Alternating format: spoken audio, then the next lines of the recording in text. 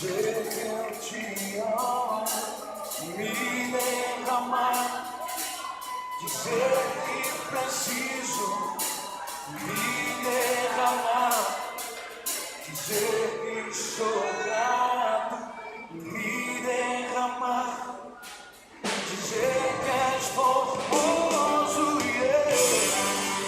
Oh, yeah. És formoso.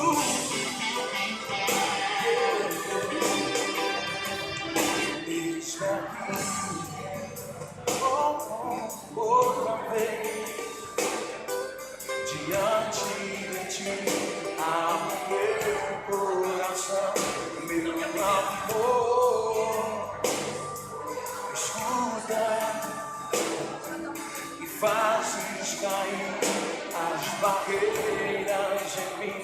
És fiel, Senhor, e dizes palavras de amor e esperança sem fim ao sentir teu amor, tua bondade, se Deus, tua amor, deixe lugar, oh, e me derramar e dizer que eu te amo.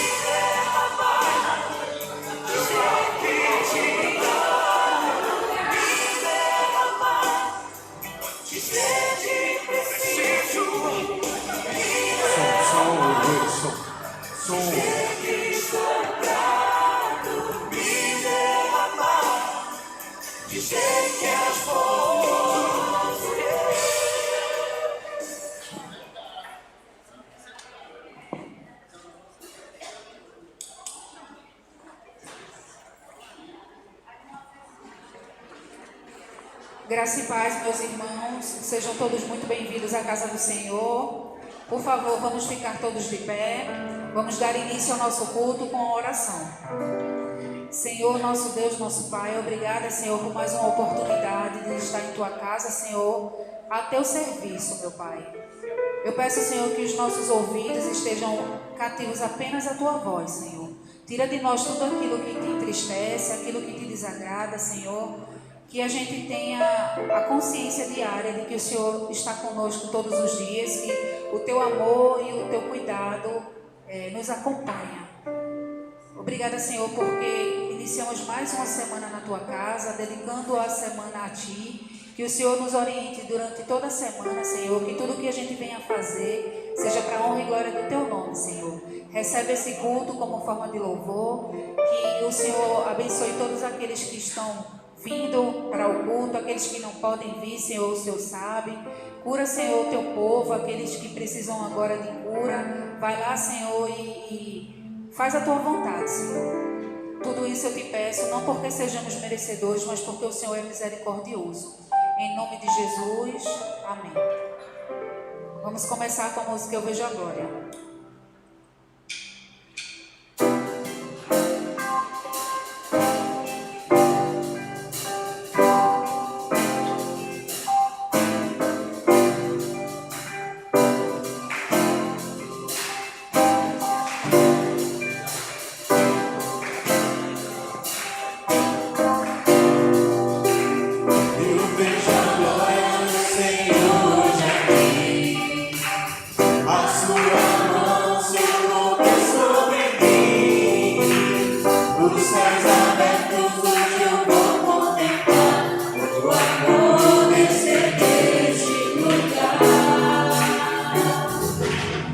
Eu vejo a glória do Senhor hoje aqui. A sua mão, seu poder sobre mim. Os céus abertos hoje eu vou contemplar. O amor descer neste lugar. Eu quero ver agora o seu poder, a sua glória inundando meu ser. Vou levantar as mãos e vou receber, vou louvar o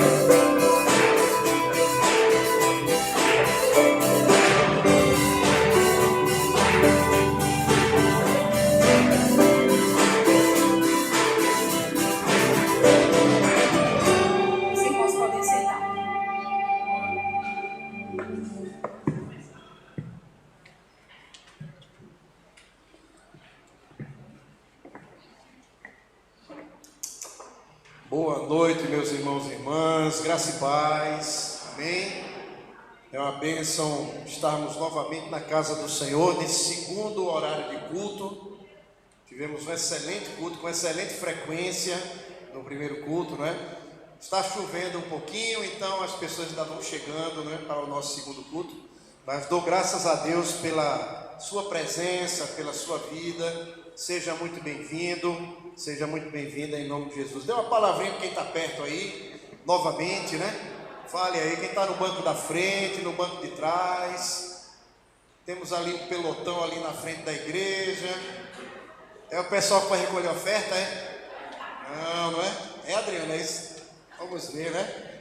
Então, muito bem, sejam todos bem-vindos, bem-vindas em nome de Jesus, né? Irmãos, uma palavrinha muito breve. Quarta-feira, eu sei que eu bato muito nessa tecla, né? Alguns até dizem assim, você fala sempre as mesmas frases, as mesmas coisas, né? Mas eu quero ressaltar a importância de a gente estar aqui na quarta-feira. Não fique em casa, a não ser que você esteja na sala de aula, não é estudando em casa, né? Na sala de aula, ou no local de trabalho, tudo bem. Se não for o caso, venha quarta-feira. Nosso culto da quarta, ele está nos moldes deste culto agora. Então a gente deu uma repaginada na ordem de culto.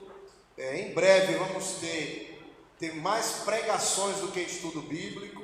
Então abre-se um novo espaço também, né? E a ideia é a gente realmente ter na quarta-feira uma celebração.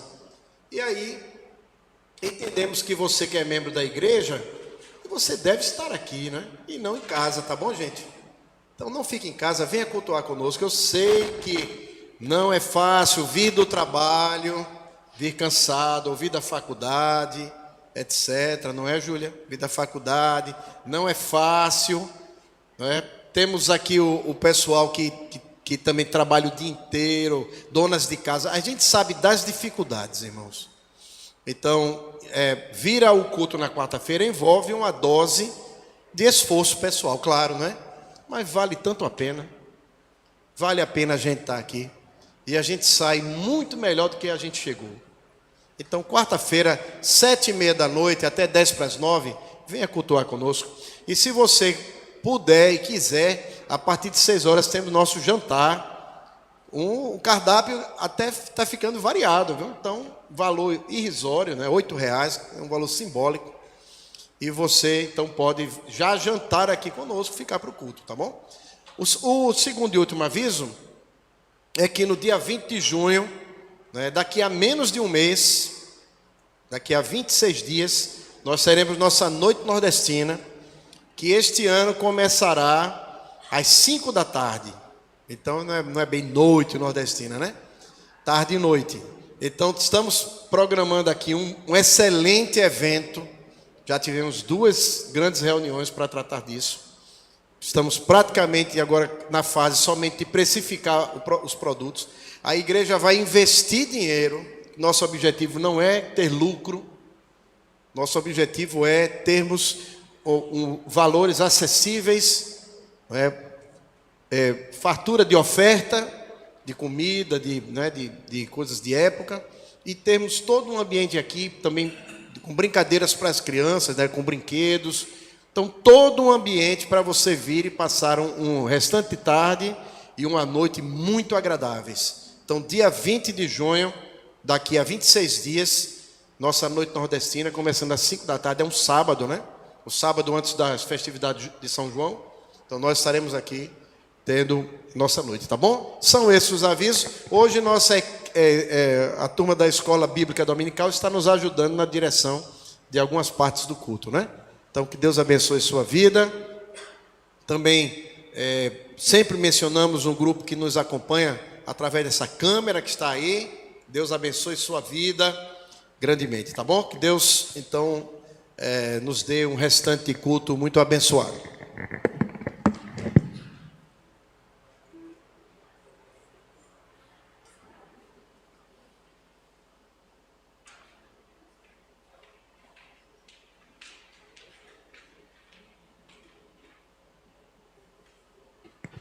Graça e paz, igreja.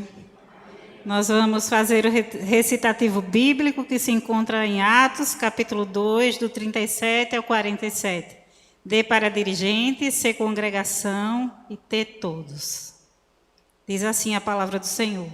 Quando ouviram isso, ficaram muito comovidos e perguntaram a Pedro e aos demais apóstolos: que faremos, irmãos?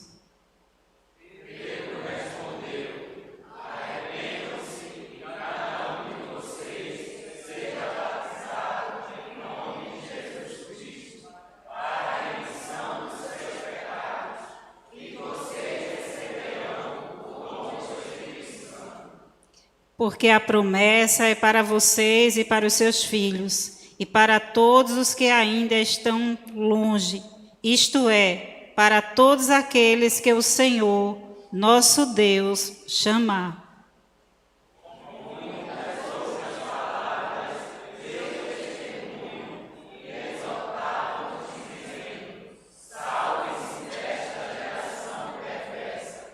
Então, os que aceitaram a palavra de Pedro foram batizados, havendo um acréscimo naquele dia de quase 3.000 pessoas.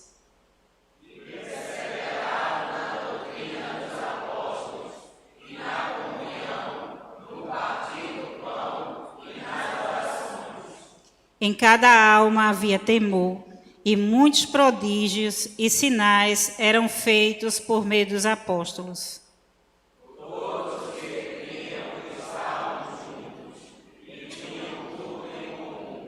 Vendiam as suas propriedades e bens, distribuindo o produto entre todos, à medida que alguém tinha necessidade.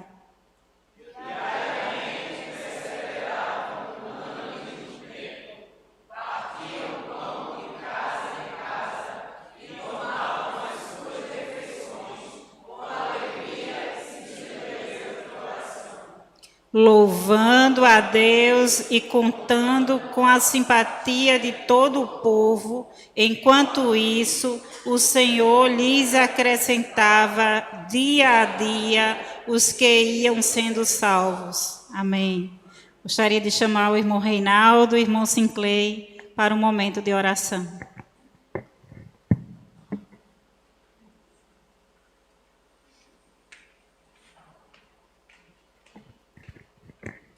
Graças e paz, irmãos. Oremos. Senhor nosso Deus e nosso Pai, nós te agradecemos, Senhor, primeiramente por estarmos aqui em tua casa. Te agradecemos, Deus, porque a cada dia as tuas misericórdias, elas têm se renovado na nossa vida. Muito obrigado, Senhor, porque em todo o tempo nós temos percebido que o Senhor é bom. Obrigado, Senhor, porque a cada dia o Senhor tem perdoado os nossos pecados.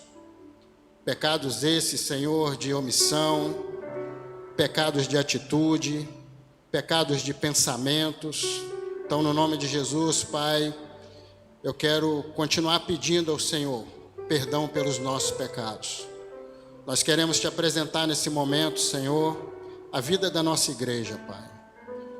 Senhor, no nome de Jesus, Pai, que o Senhor continue fortalecendo a tua igreja aqui neste bairro, que o Senhor continue despertando, que o Senhor continue renovando as nossas vidas, abrindo a nossa mente, Senhor, para aquilo que o Senhor tem nos chamado a fazer aqui na nossa comunidade local. No nome de Jesus, Pai, que o Senhor continue nos ajudando, Senhor, em tudo aquilo que nós já fazemos e aquilo que nós podemos fazer. Então, que o Teu Espírito Santo, Pai, que habita dentro de nós, possa continuar nos ajudando, Senhor, nessa tarefa.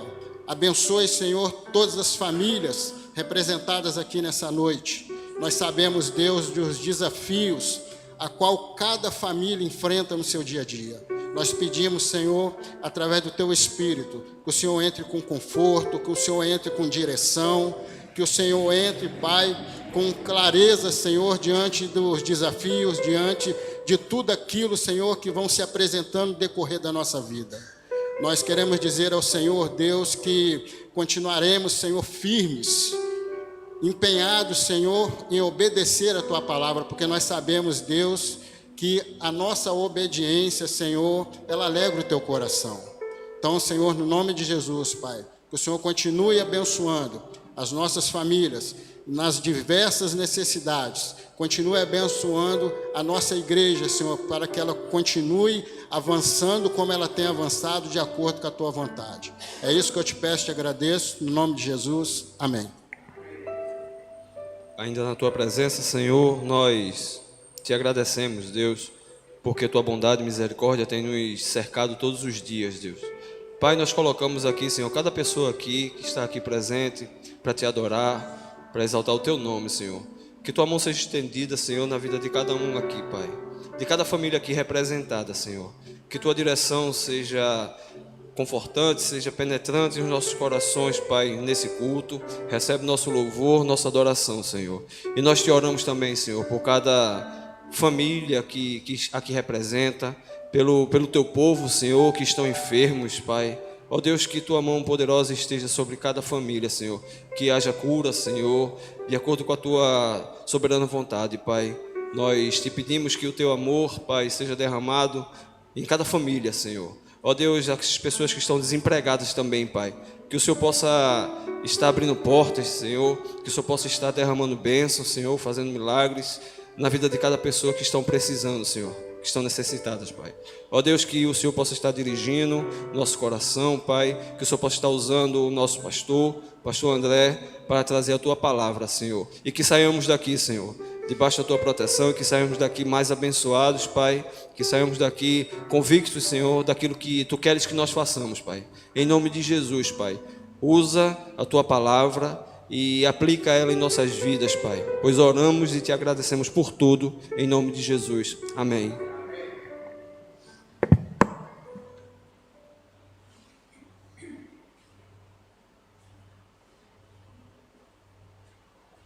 Graças a paz, meus irmãos. Nós vamos participar agora do momento da entrega dos nossos dízimos e oferta aqui na casa do Senhor. Que você possa participar com alegria, né? A palavra de Deus diz que Deus ama aquele que dá com alegria. E é através dos seus dízimos e também das ofertas que a gente pode fazer mais, né? Que o reino de Deus pode avançar, que a nossa igreja local também pode investir mais para alcançar outras pessoas. Então, se você ainda não assumiu esse compromisso com Deus, que nesta noite Deus coloque no seu coração o desejo de assumir esse compromisso com o reino dele. Eu convido os irmãos que vão nos ajudar nesta noite.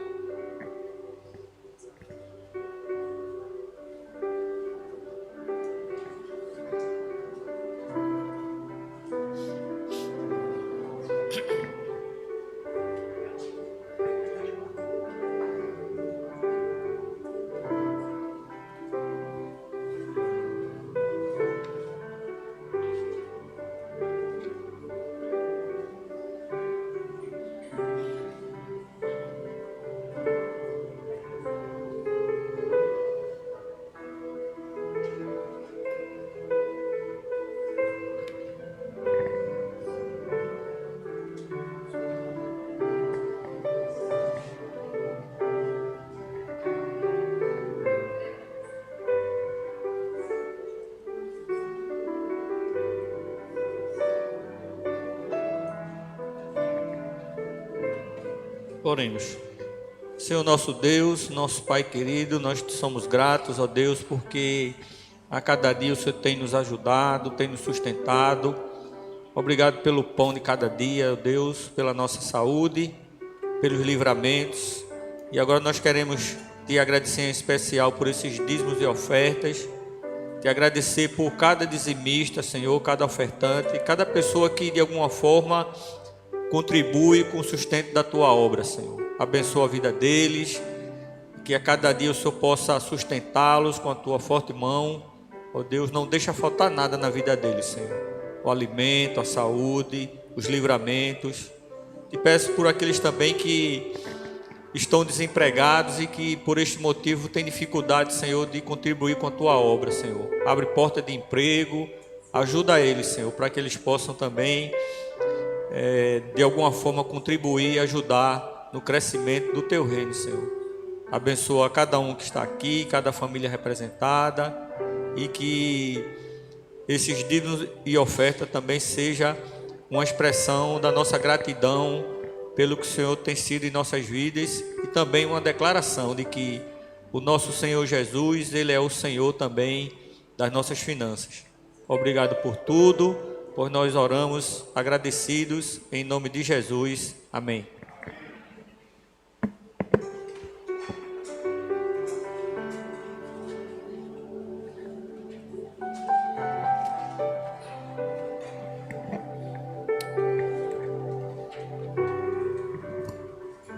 Vamos todos ficar de pé novamente.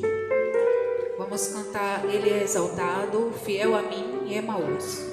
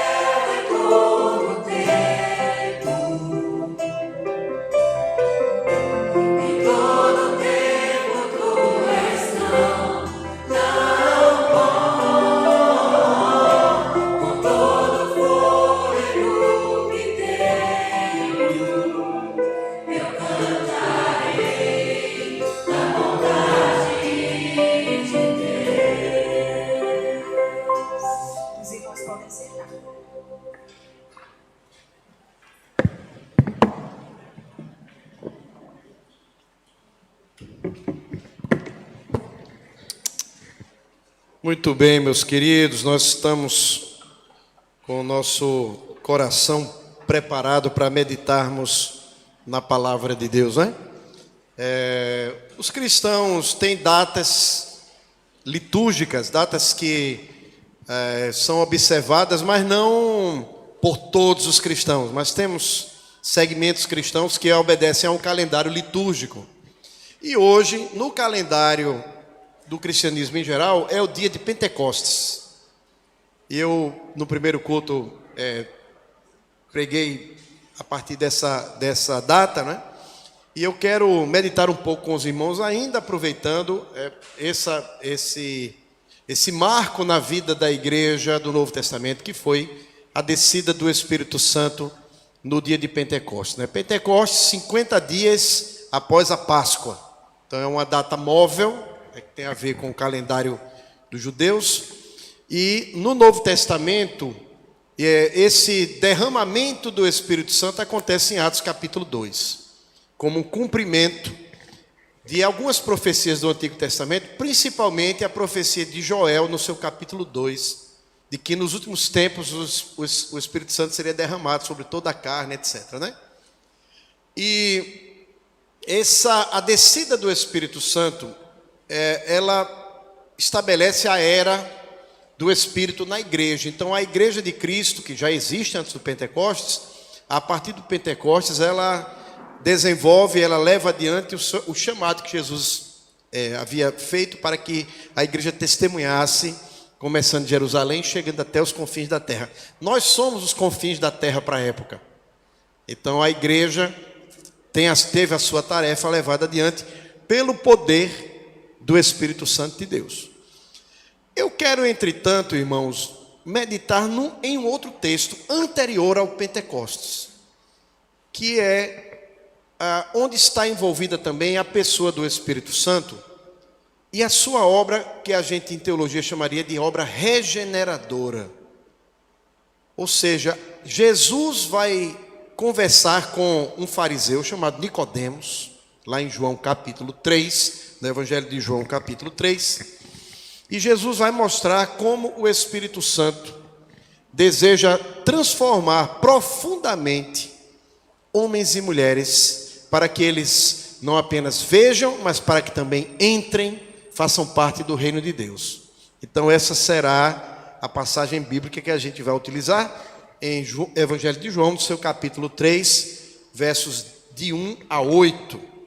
Lembrando que no segmento dessa conversa, temos o versículo mais conhecido da Bíblia, depois do Salmo 23, verso 1, né? Que é João 3,16. Mas nós vamos ler do verso 1 a 8. Então é um texto que narra a conversa de Jesus com um homem de certa idade, chamado Nicodemos. Nicodemos não era um homem qualquer. Nicodemos era um dos principais dentre os judeus. Ele representa o que há de melhor no Israel religioso da época de Jesus. É um homem correto, moralmente respeitável. Ele faz parte da maior instância de juízo civil e religioso da época de Jesus, que era o Sinédrio, onde estavam assim representados os principais líderes religiosos, que eram os fariseus. Ele era um fariseu, então ele é alguém que tem autoridade pública, jurídica, já que eram julgados casos também lá, religiosa, é um profundo conhecedor do Antigo Testamento, que vai levar Jesus a se admirar dele não entender o que Jesus está conversando. Então, nós estamos diante do que há de melhor do judaísmo na época de Jesus. É um homem bem intencionado, é um homem inteligente, mas na sua conversa com Jesus, ele está representando um grupo, e ele vem conversar com Jesus à noite. Então, neste momento aí, Jesus já está ficando publicamente conhecido, se metendo em problemas. Já há quem queira perseguir Jesus e depois vão se organizar para planejar assassinarem Jesus. Então Nicodemos não vem de dia, ele vem de noite para que ninguém o reconheça. E ele vem representando um grupo. Então o diálogo que a gente vai ler agora, uma parte dele, é essa conversa à noite entre Jesus e esse homem importante que é Nicodemos. João narra assim, veja. Eu acho que a gente pode ler o capítulo 2, o finalzinho do capítulo 2, para a gente entender direitinho o que é que está se passando, né? Então, capítulo 2, a partir do verso 23, e vamos até o verso 8 do capítulo 3, tá bom? Então, capítulo 2, 23 e diante. Estando Jesus em Jerusalém, durante a festa da Páscoa, muitos, vendo os sinais é o termo que João usa para milagres, então, vendo os sinais ou os milagres que ele fazia, creram no seu nome. Mas o próprio Jesus não confiava neles, porque os conhecia a todos.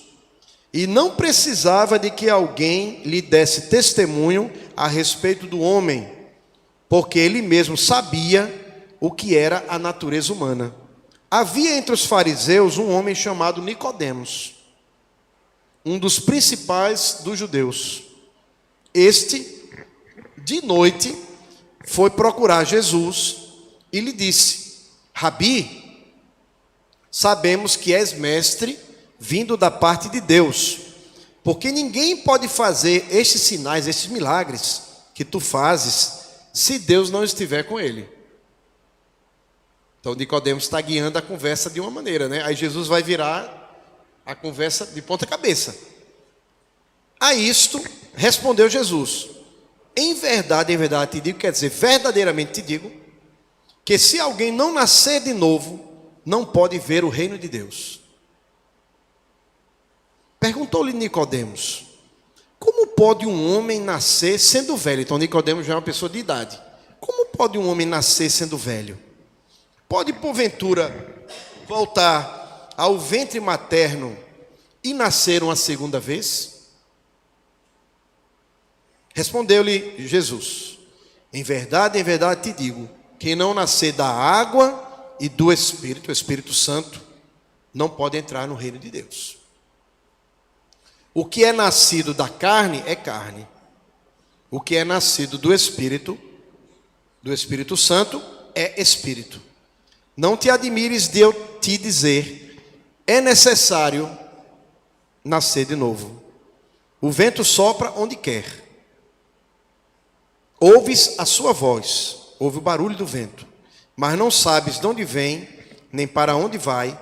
Assim é todo o que é nascido do Espírito Santo, né? Então veja, é uma conversa bem sui generis, né? Porque Nicodemos, ele está representando um grupo.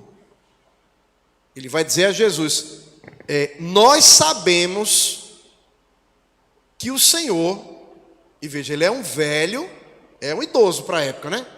E Jesus tem 30 anos, 30 e poucos anos, 32, 31, por aí.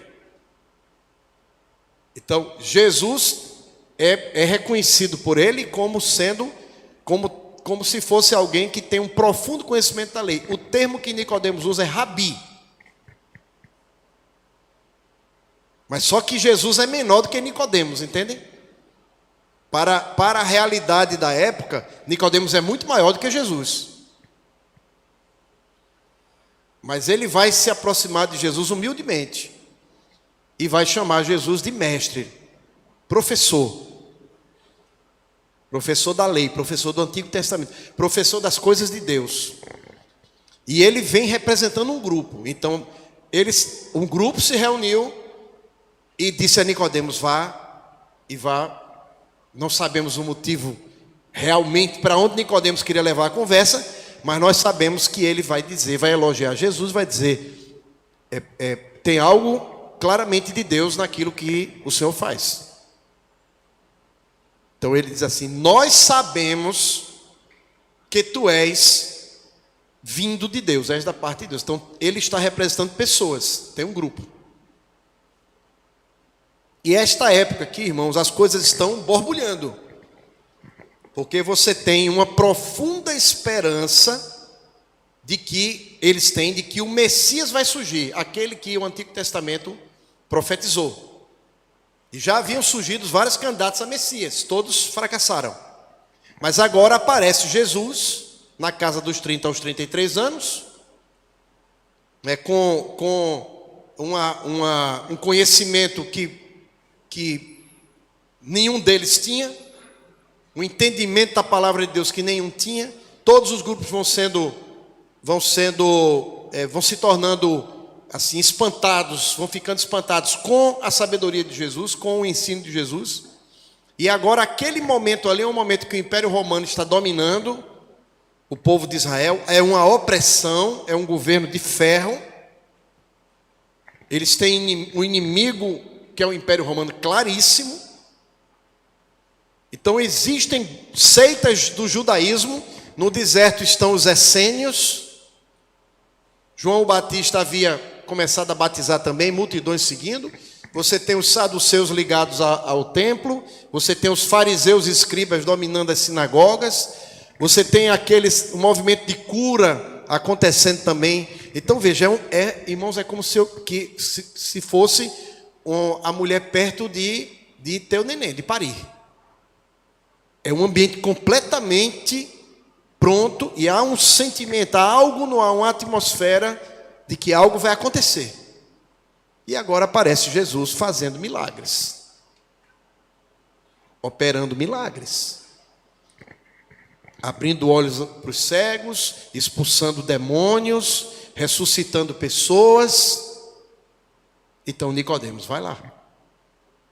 E vai de noite para ninguém reconhecê-lo, provavelmente. E aí Jesus vai pegar e vai fazer um jogo de palavras. Porque Espírito, quando aparece na nossa Bíblia com E maiúsculo, é o Espírito Santo.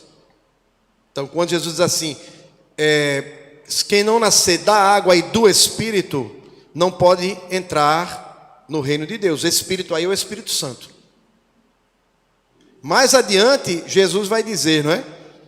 Que ele está dizendo que ele está falando de coisas espirituais e não de coisas do ser humano. Eu fui espírita kardecista um pouquinho de tempo antes de ser crente, né? E eu li praticamente tudo de Allan Kardec, na época eu devorei os livros, né?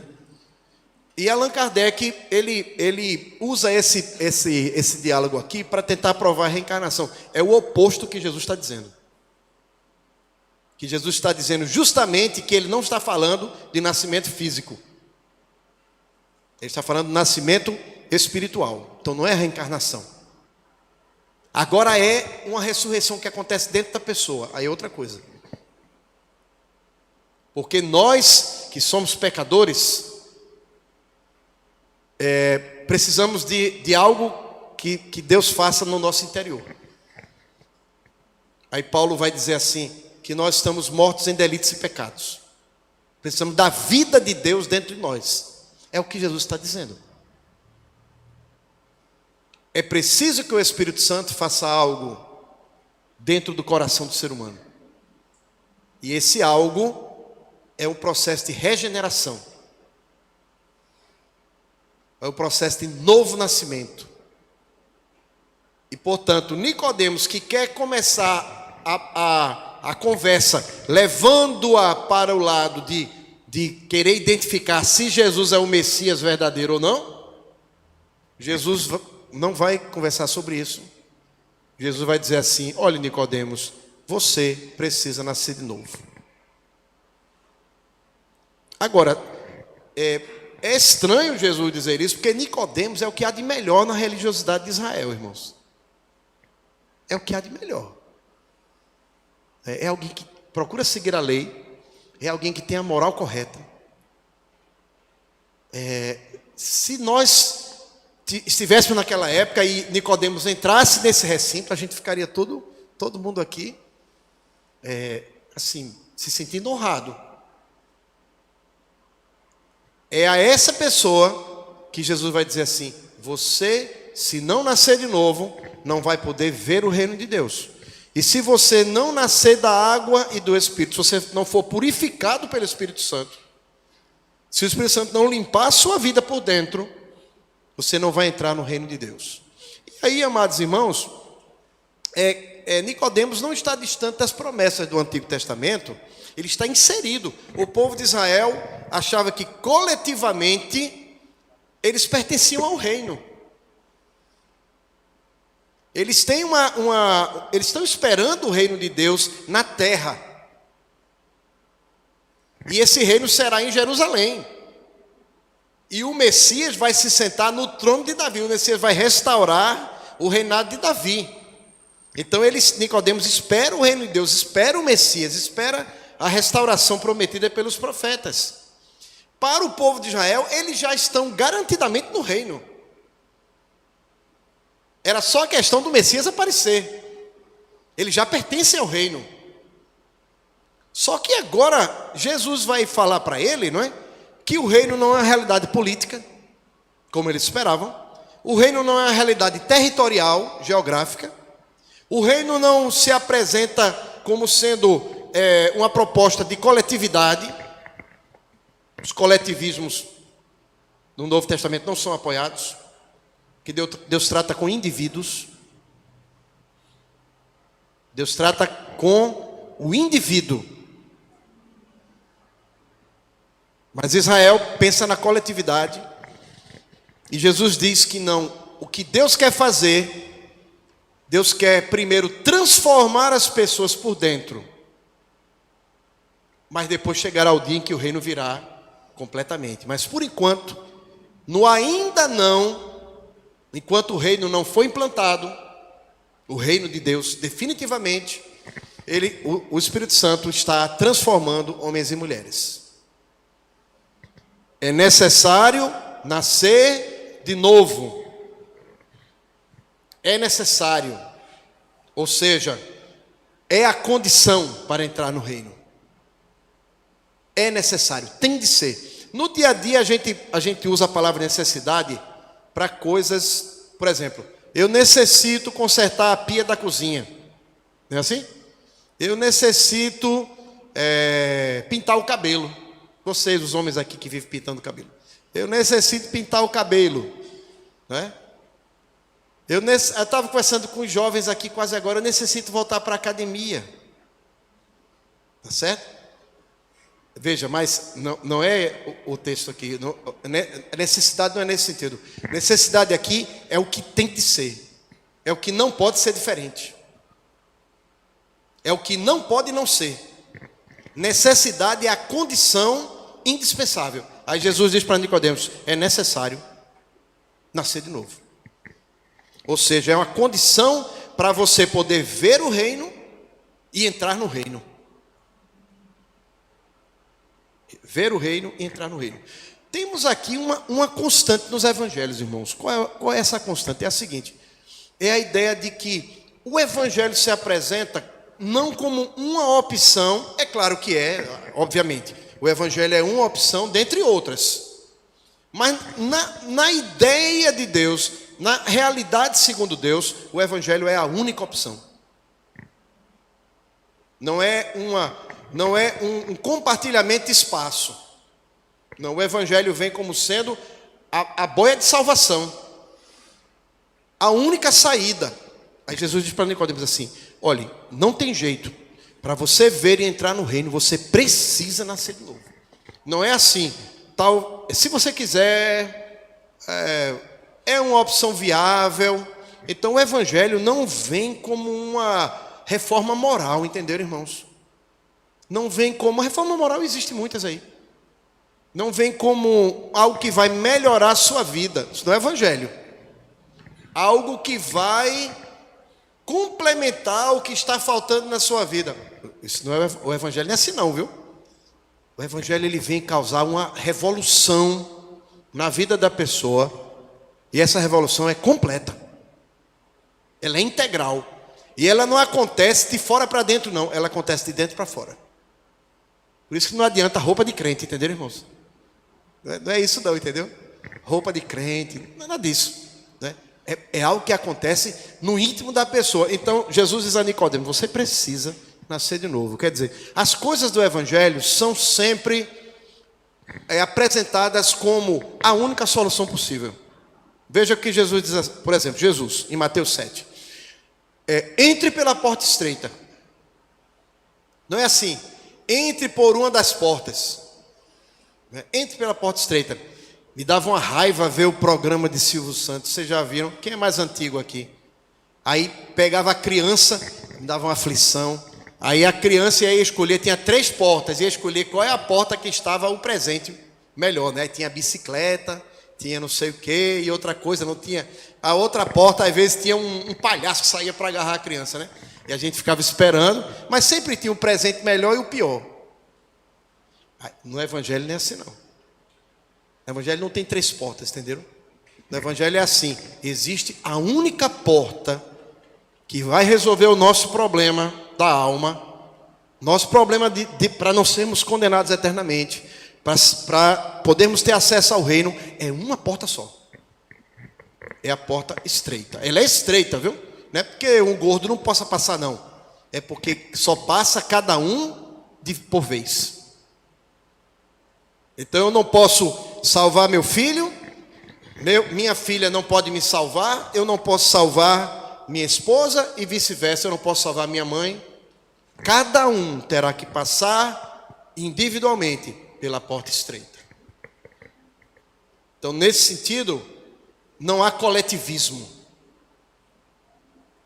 Uma vez crentes, a gente forma uma coletividade, que é a igreja, o corpo de Cristo. Mas isso se dá porque, primeiramente, houve uma decisão pessoal pelo reino. Individual, entenderam? Então é uma exclusividade que inclui, né, irmãos? Todos são chamados a crer em Cristo. Deus não faz acepção de pessoas. O convite do Espírito é para todos. E especialmente para os casos improváveis. A gente diz assim, esse aí não tem jeito, para Deus não existe isso. Não tem esse que não tem jeito.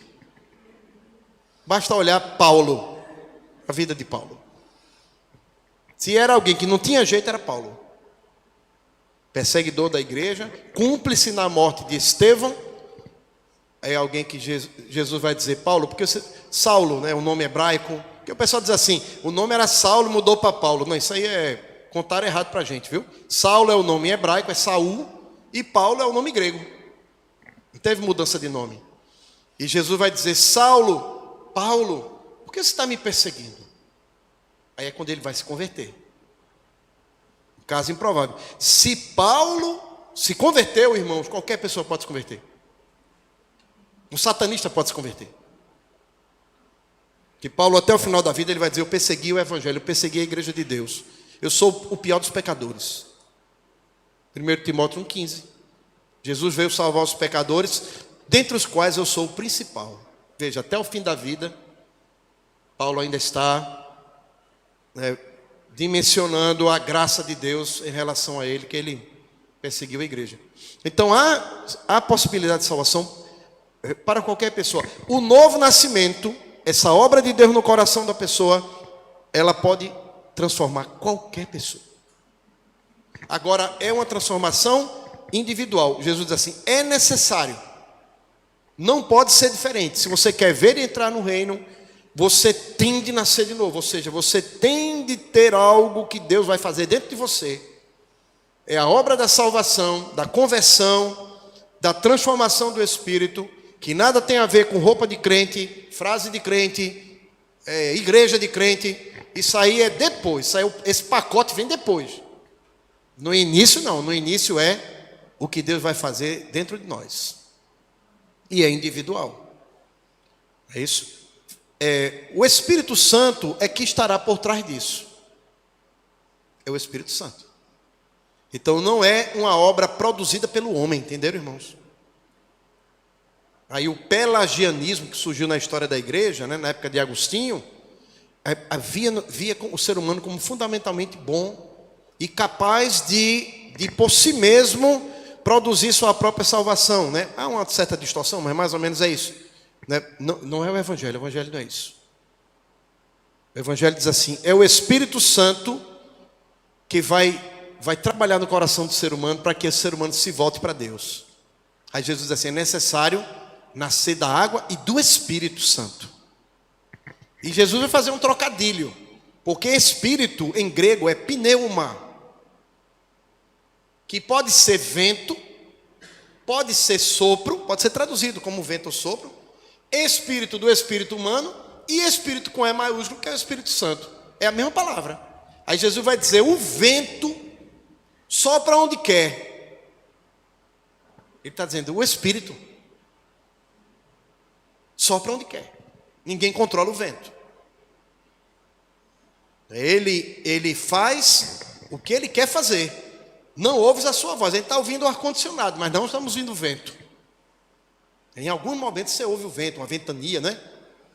Mas no dia a dia, no comum, você não vê. Então o vento trabalha como ele quer e faz o que ele quer. Jesus está dizendo: esse vento é o Espírito Santo, que trabalha no coração humano fazendo o que ele quer. Então Jesus está usando um trocadilho. Jesus está dizendo: quem não tiver essa obra do Espírito, que é feita por Deus, não poderá ver e entrar no reino. Ou seja, nós precisamos do Espírito Santo. Por isso que o Pentecostes ele reabilita o lugar do Espírito Santo dentro da vida da igreja. Que a gente quer evitar os excessos, né? Que são feitos em nome do Espírito Santo. Mas a gente não pode apagar o Espírito Santo, entenderam, irmãos? O Espírito Santo é uma força viva dentro da igreja. É a fonte que flui lá em João 7. Rios de água viva fluirão do seu interior. Aí João vai dizer: ele falava acerca do Espírito, coração aberto para o Espírito agir. Então é necessário, Nicodemos, você nascer de novo. O Espírito Santo vai levar você para a verdade. Porque a gente, irmãos, a gente está preso no que é material. Olha, o que é material tem uma força tão grande sobre nós. Para a gente poder enxergar as coisas de Deus, olha, só a obra do Espírito Santo mesmo. Porque no dia a dia a gente vai ser preso pelo que é perecível. Eu disse no primeiro culto, né? Todo mundo aqui já teve essa experiência ruim. Você compra algodão doce, é aquele tamanhão, né? A criança sai com um palito, coitadinha, desse tamanho, né? Com 2 minutos tá murcho, né? O algodão doce. Aí a criança fica frustrada, né? As coisas desta vida são assim. Elas, né, se não forem erradas, né? São doces, são agradáveis, mas elas são completamente efêmeras. A duração delas é um nada. É um nada, né? Mas nós somos presos ao que é efêmero. Só o Espírito Santo para acordar a gente, para a gente poder ver o que a alma precisa. Aí Jesus diz assim, que o Espírito Santo, quando viesse, estava profetizando Jesus, né? Ele convenceria o mundo do pecado, da justiça e do juízo. Ou seja, aí você ouve o Evangelho, aí você diz assim: poxa, eu sou tão pecador. Eu sou pecador mesmo. Eu me achava até bom, viu? Mas eu sou pecador, não é? E Deus não, Deus é santo e é justo. E a Bíblia me diz que Deus vai me julgar. Aí é onde o Evangelho entra com a única solução: necessário é nascer de novo. A singularidade do Evangelho, apontando não para regras. Os crentes estão cheios de regras, né? De não pode, né? O crente é mais conhecido pelo que ele não faz, não é verdade? Não bebe, não fuma, não dança. Meus 2 cachorros que eu crio lá em casa. Não bebem, não fumam, nem dançam. Faz festa, mas não dança, né? Aí o povo acha que ser crente é isso. Fulano agora se tornou crente. Ele não vai mais beber, mas crente bebe Coca-Cola até umas horas, né? Não vai mais beber, não vai mais fumar, não vai mais dançar. Isso tem nada a ver com ser crente, isso. Não tem nada a ver com ser crente. Necessário é nascer de novo. É ver o reino, a realidade espiritual, que a gente só percebe quando o Espírito Santo trabalha em nosso coração nos convencendo. Aí você é confrontado com a decisão de crer em Cristo e de não resistir à obra do Espírito, que é o que significa a blasfemar contra o Espírito. É isso. É resistir ao Espírito Santo e não se decidir por Jesus, né? Porque quem crê é o ser humano. Então, sem a obra do Espírito, você não poderá ver nem entrar no reino. Então Jesus disse a Nicodemos. Para Nicodemos é um choque, né? Porque ele acha que ele já está, ele é o candidato perfeito para o reino. Ele abdicou, ele se sacrificou de muitas coisas para viver uma vida pautada por regras de moral, de pureza. Ele é um homem completamente sacrificado pelas coisas de Deus. Mas Jesus diz assim: você está fora do reino. Você e a turma que mandou vocês precisam nascer de novo. É necessário nascer. Aí Nicodemo vai dizer assim: peraí, mas eu já sou velho. Como é que eu vou voltar para a barriga da minha mãe? Aí Jesus vai dizer: você não está entendendo nada. Era para você entender, que Ezequiel 37 diz isso. Então ele é um mestre em Israel, Jesus vai dizer isso, né? Para ele no versículo 10, né? Você é um mestre em Israel e não está entendendo?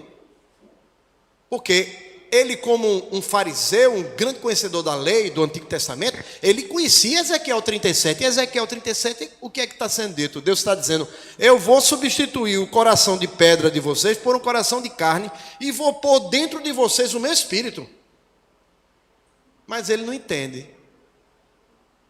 né? O homem natural precisa da conversão. O homem natural não entende as coisas de Deus.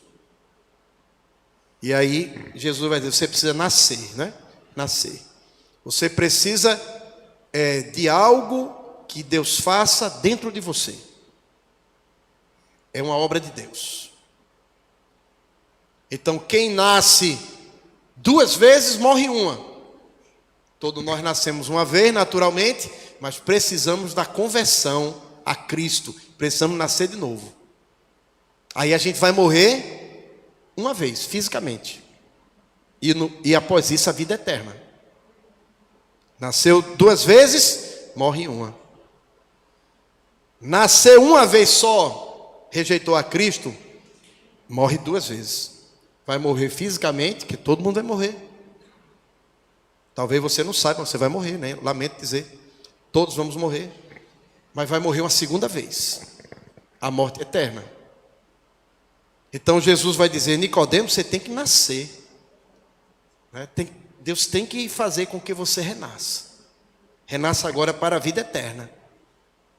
Você tem que passar por um processo de se tornar uma nova criatura. E isso aí não vai ser conseguido cumprindo regras. É Deus que tem que fazer isso. É o poder de Deus. É o poder de Deus fazendo isso no seu coração. Então aí é quando Jesus nos substitui e faz o que a gente não podia fazer, morrendo em nosso lugar. Tem uma discussão, irmãos, aqui, não é uma discussão, mas há uma dúvida, porque no decorrer do diálogo, tem um momento que parece que a conversa entre Jesus e Nicodemos acabou, e João, que é o evangelista, começa a redigir teologicamente, doutrinariamente, o discurso, né? Porque parece que a partir do versículo 16, que é o versículo mais conhecido da Bíblia, porque Deus amou o mundo de tal maneira que deu seu Filho unigênito, para que todo aquele que nele crê não pereça, mas tenha vida eterna. Não se sabe se isso Jesus está dizendo a Nicodemos, ou se isso é João escrevendo, o evangelista, como uma conclusão do discurso. Não se tem muita certeza sobre isso. Mas por que isso está incluído aqui? Porque sem esse novo nascimento, nós todos pereceremos. A vida eterna é para quem nasceu de novo, para quem creu em Cristo, para quem entregou a vida a Jesus, para quem foi impactada pela realidade da eternidade, da necessidade de salvação. É necessário nascer. Nascer de novo, é necessário nascer de novo. Quer dizer, há algo que precisa ser feito em nós, na nossa alma. O novo nascimento é porque Deus quer nos recriar. Deus quer fazer com que o pecado desfez, o pecado causou, seja desfeito. Para que o diabo não tenha autoridade sobre a nossa vida. Para que o pecado não tenha autoridade sobre a nossa vida. Deus quer nos recriar. É o que Efésios 2 vai dizer. Todos nós gostamos de Efésios 2, de 6 a 8, né? Porque pela graça sois salvos por meio da fé. Isto, a salvação, não vem de vós, é dom de Deus. Não vem das obras para que ninguém se glorie. Aí a gente para no verso 9, né? Quer dizer, Efésios 2, de 8 e 9, né? Mas vem o 10 também. O 10 faz parte do combo, né? Porque somos feitura sua, criados em Cristo. Veja, esses verbos que Paulo está dizendo, é assim, é a ideia de Deus fazendo algo.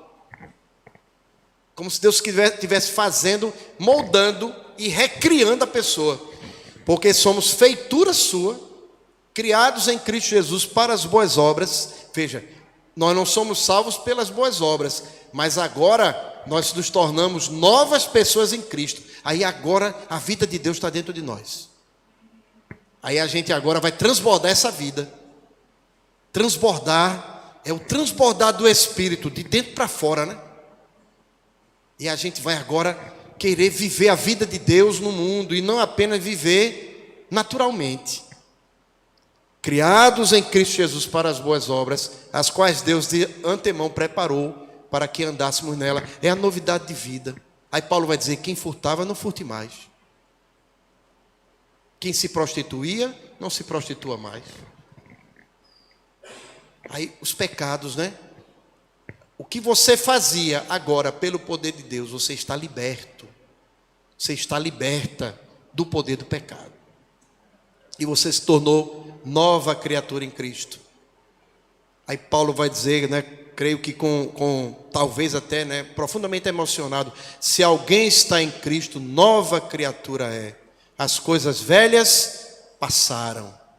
As coisas velhas da vida dele, né, o que ele fez, tudo se fez novo. É necessário nascer de novo.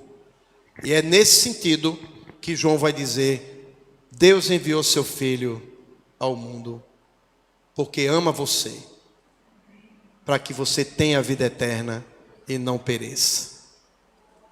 Para que você, nascendo de novo, se convertendo ao Senhor, o Espírito Santo trabalhe na sua alma, para que você se torne novo homem, nova mulher, na esperança, na certeza da vida eterna, que já começa aqui.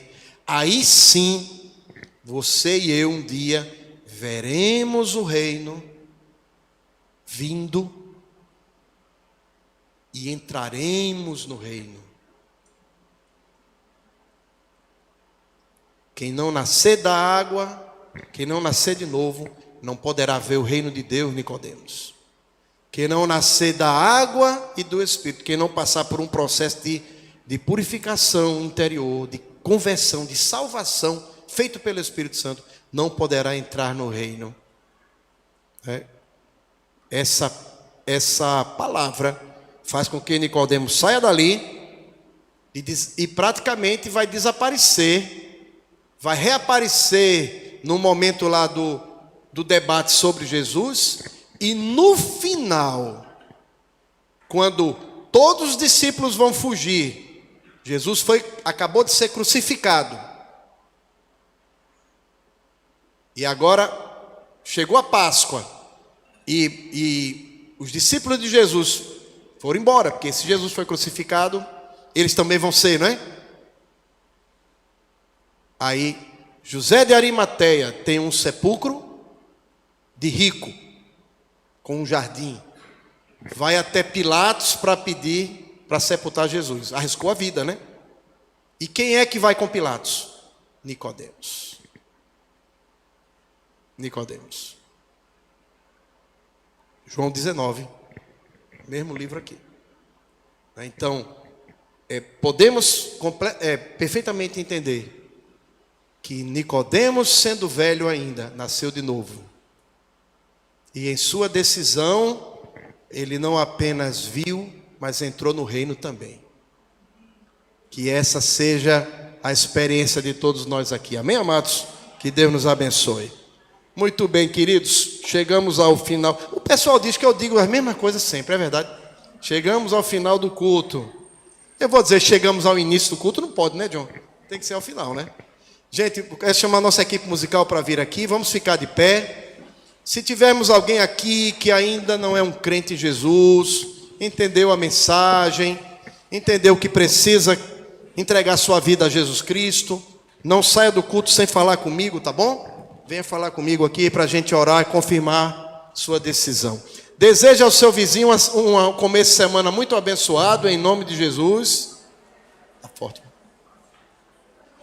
Deus abençoe você. Deus abençoe você grandemente. Uma semana maravilhosa em nome de Jesus. Eu quero saber, tem comida ainda ou os crentes já comeram tudinho? Não, não é verdade não, que não tem pizza mais. Né? João passou lá, João? Não passou ainda não, né? Então veja, vou passar lá depois, vai guardar alguma coisa. Então vamos gastar um tempinho na cantina. Não vamos logo para casa, são 8h40, uma hora boa ainda da gente gastar um tempinho, né, aqui na igreja. Desejo vocês um começo de semana maravilhoso nas bênçãos de Deus. Vamos orar. Senhor, te agradecemos pela bênção de estar em tua casa. Te agradecemos porque a tua palavra nos promete que o Senhor está presente no meio dos louvores, que o Senhor está presente com o seu povo, que o Senhor está presente todos os dias da vida do teu povo. Então nós sabemos, Senhor, que o Senhor está aqui, mesmo que a gente não consiga ver o Senhor, mas o Senhor está aqui. Então nós sabemos que nosso culto aqui não foi em vão, não foi para alguém em memória, mas foi para alguém que está vivo entre nós. Nós te agradecemos pela bênção que é começar a semana na tua casa, Senhor. Pedimos agora que essa semana seja a semana do teu socorro, da tua ajuda, Senhor. De portas que o Senhor abra para nós, Senhor, para cada um de nós, de transformação de situações, de cura de doenças, Senhor, do teu milagre, porque para o Senhor nada é impossível. Então que seja uma semana, Senhor, do teu agir, da tua intervenção, Senhor. E agora pedimos a tua proteção no retorno para casa. Em nome de Jesus, amém.